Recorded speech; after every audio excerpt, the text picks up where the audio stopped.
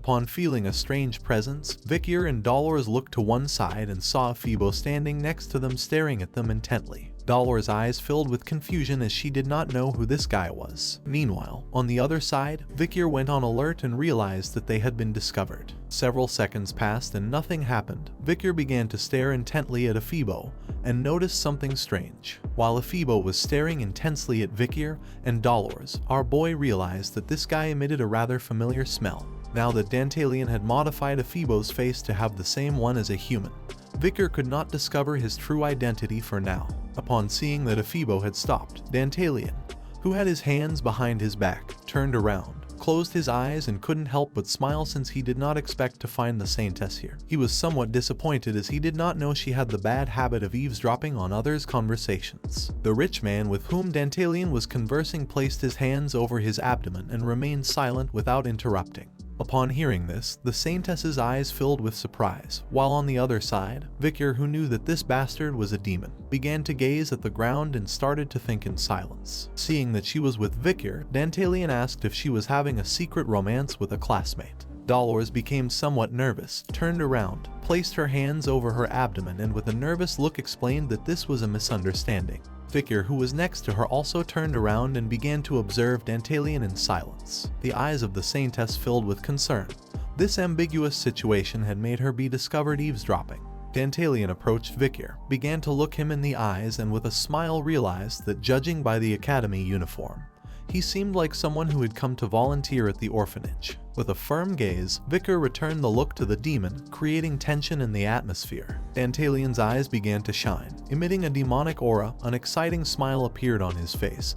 He hadn't noticed because Vikir's face was covered by glasses, but looking closely, he had quite a handsome face. This made Dantalian excited since he liked collecting the faces of his victims. The face of Vikir was at the upper level of his collection. He wanted to have it. Vikir began to stare intently at Dantalian with a serene look and remained silent, holding back his internal hatred towards him. At that moment, the man who was conversing with Dantalian brought his fist close to his mouth, closed his eyes and coughed, indicating that it was time to continue with the conversation.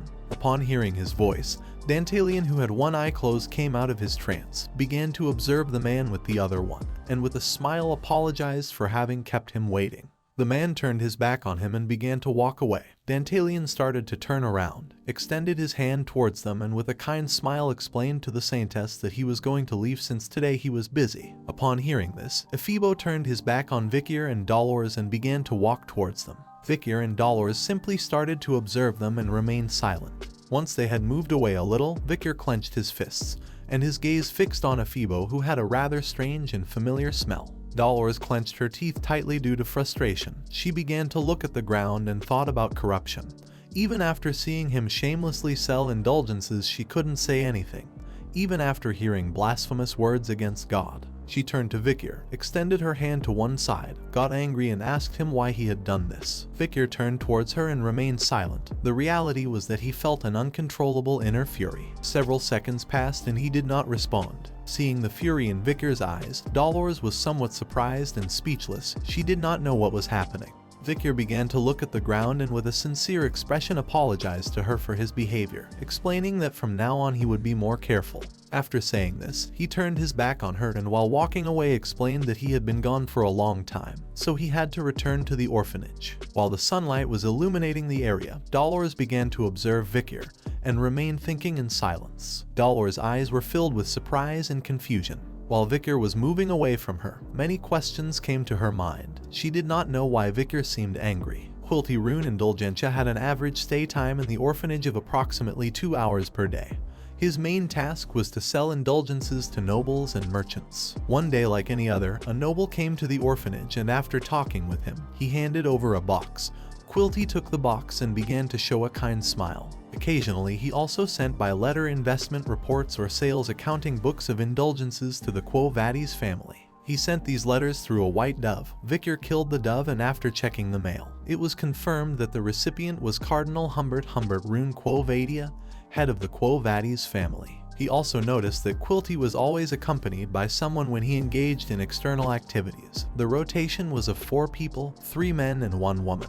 Vikir began to imagine a Phoebo when he wore a mask and when he did not wear it. The mask that one of the guards had found during the explosion of the orphanage had been confirmed by smell to be from the same person who was called a Phoebo. Back to the present, Vikir lowered his head and with a lost look began to stare at the ground. It was expected that the remaining 3 people would be at an advanced graduate level or higher, just like a Phoebo. It was a high risk for our boy to take on 4 advanced graduates along with one of the 10 elite corpses. In conclusion, to eliminate Quilty, first it was necessary to deal with the 4 guards. Sancho, Tutor and Piggy arrived in the area and could not help but be left speechless and confused at the same time upon witnessing what was happening before their eyes. Before them was Vikir, who was washing clothes with a wooden board using water from the river. Next to him there was a large basket with dirty laundry. Seeing this, Tutor, Sancho and Piggy could not help but feel somewhat surprised and asked why he was working so hard. Sancho crossed his arms, closed his eyes and felt embarrassed for trying to earn points by completing hours of volunteering.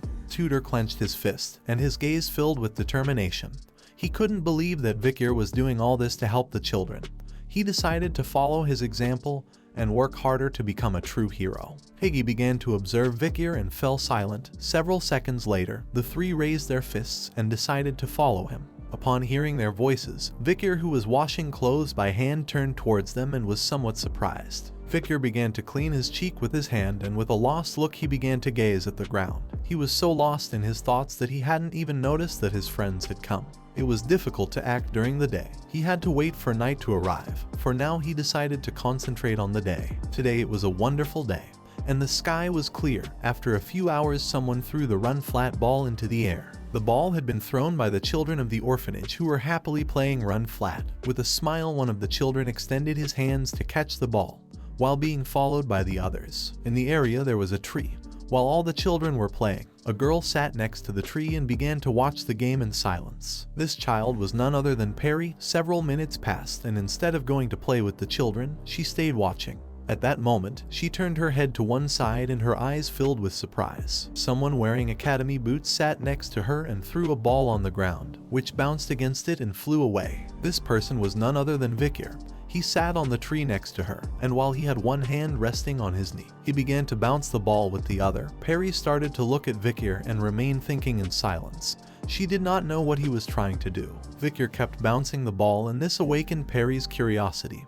Her eyes filled with curiosity and her gaze fixed on the ball. Seeing this, Vikir could not help but smile and with a cheerful look remembered that the children of Balak also liked to play with this ball. He picked up the ball, and the reality was that it was not a ball, but the madam's egg. It had not shown signs of hatching, and the grip was not bad. Vikir always carried the egg with him just in case, but he had never thought he would use it for something like this. Vikir threw the ball again, and curiosity in Perry's eyes increased dramatically. She was stunned to see how well this ball bounced. Her gaze fixed on the ball and her desire to play with it grew stronger. She tried to hold back but was unable. Several seconds later, she picked up the ball and with a pleasant and excited smile, she prepared to bounce it. She began to happily bounce the ball, and Vikir, who had his hand over his mouth, started to watch her and couldn't help but smile upon seeing that his plan had worked. Behind them were some stairs on which Sinclair was sitting. While she had one hand resting on her knees, she rested her head on the other hand, closed her eyes, and couldn't help but smile since, as expected, Vikir was kind.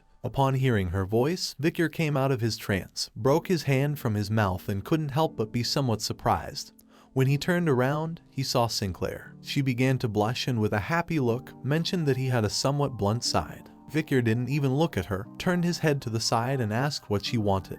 She stood up, put her hands behind her back and started walking towards him, explaining that the reason was obvious. She approached Vikir, closed her eyes and with a pleasant smile revealed that she simply wanted them to be friends. She was a year younger than Vikir, and if he didn't mind then she could talk to him formally. Vikir started looking straight ahead and remained thinking in silence. Then he turned his head back and with a calm look gave her the order to do what she wanted. Upon hearing this, a smile appeared on her face, causing her to start blushing. While Perry was happily playing with the ball, Sinclair got even closer to Vikir and realized that she could be more informal, calling Vikir brother. Vikir replied that he felt a little uncomfortable being called brother. She decided to think of another way to call him until the next time they met. While they were conversing, Perry continued happily playing with the ball. She threw the ball again, But at that moment, it began to move in the air, leaving little Perry somewhat confused. At that moment, the ball bounced forward, and seeing this, Perry's eyes filled with concern and she started to follow the ball. In the grid that was next to the estuary canal, there was a small hole. Unfortunately, the ball went through the hole and fell into the water. Upon hearing the sound of water, Vikir's and Sinclair's attention shifted towards little Perry. Both were somewhat surprised. Both approached the grid where Perry was. Sinclair put her hands on her knees, bent down a bit and explained that the ball had gone to the estuary, so there was nothing they could do about it. Little Perry put her hands close to her mouth and her eyes filled with worry. Upon hearing that they could not retrieve the ball, Perry's eyes filled with tears. She began to look at Vikir, hoping that he could do something about it. With a serious look, Vikir asked her not to worry since it was just a ball. With a sad look, Perry began to look down and started to cry. Vikir began to observe her and started to think. With a smile, he began to unbutton his academy uniform. He couldn't help it. He wanted to make little Perry happy. At the same time, someone wearing white boots began to walk through the area. This person was none other than Dollor's. She grabbed her elbow with her hand, closed her eyes and sighed, as she was still upset about it. Several seconds later, she opened her eyes and with a lost look began to think about Vikir. She started to remember the conversation about the night hound that they had had at the club. She had not had a good impression of him because he was judging someone with prejudice. Moreover, his behavior was so bad that he even received negative points to the point where he needed to do volunteer work. But the feelings about him were changing. A few hours ago, at the orphanage, she met Tutor, who was carrying a child on his back. He extended his hand to one side and with a smile explained that the kitchen needed more hands. So Vikir had offered to go there first. She went to the kitchen where she found Tutor, who was dressed like a cook, while he was holding a ladle in his hand. With a kind smile, he explained that they had been distributing food until just now, and hot water wasn't coming out, so Vikir had gone to check the pipes. He hadn't even been able to eat because he had been busy giving out food. She went to the pipe room where she found Piggy. He had a towel around his neck. Upon seeing the president, Piggy became happy and explained that Vikir had gone to do laundry not long ago. Vikir had been able to fix the pipes recently, so now they could boil the laundry. After this, she went to the laundry where she met Bianca. With a calm look, she mentioned that Vikir had been hanging the clothes next to her until now. But the children had asked him to play, so he had gone to prepare the gym. Back in the present, Dollor started looking down with an insecure look. Everyone thought that Vikir was a good person. She had thought that her judgment of him was not accurate, but in reality she could not be more wrong. She actually had her own prejudices about him. As the sun was lighting up the area, she left the orphanage and approached some stairs. She put her hand behind her head and remembered that many were aware of the fact that Quilty and she did not have good relations. So if Vikir had been considerate by hiding with her because he had noticed Quilty, then she should apologize. Several seconds later, she saw Vikir, Sinclair, and little Perry standing in front of the estuary grate. She began to observe Vikir and her eyes filled with confusion as she did not know what was happening. Vikir started to take off his shirt. Sinclair put her hands over her eyes, but still continued looking and she couldn't help but start blushing. Perry, who was next to her and had her hands over her chest, began to cry as she wanted to get her ball back. Vikir took off the academy uniform and the boots and left them on the ground. After doing this, he gained momentum and made a big jump over the grate and threw himself into the dirty water of the estuary. Upon seeing this, both Sinclair, Dollor, and Perry were surprised and open-mouthed at the same time. A while later, Vikir pulled out the ball from the estuary, which was covered in dirty water. While he was holding the ball with his hand, he started to observe it and told Perry that he had found it. Now his whole body was also covered in dirty water. He turned his head back, started to look at Perry and with a smile explained that she no longer had to feel bad. Sinclair put her hand over her mouth and her eyes filled with surprise, causing her to start blushing like a tomato. Upon seeing Vikir's body, Dollor couldn't help but start to blush. She was speechless as she couldn't believe that Vikir had jumped into the estuary to find the ball for Perry. Seeing that Vikir had found the ball, Perry was shocked and couldn't help but feel an inner peace. No one had ever done something like this for her before. This is the end of the video. If you guys want to see the next part, then don't forget to subscribe and like the video.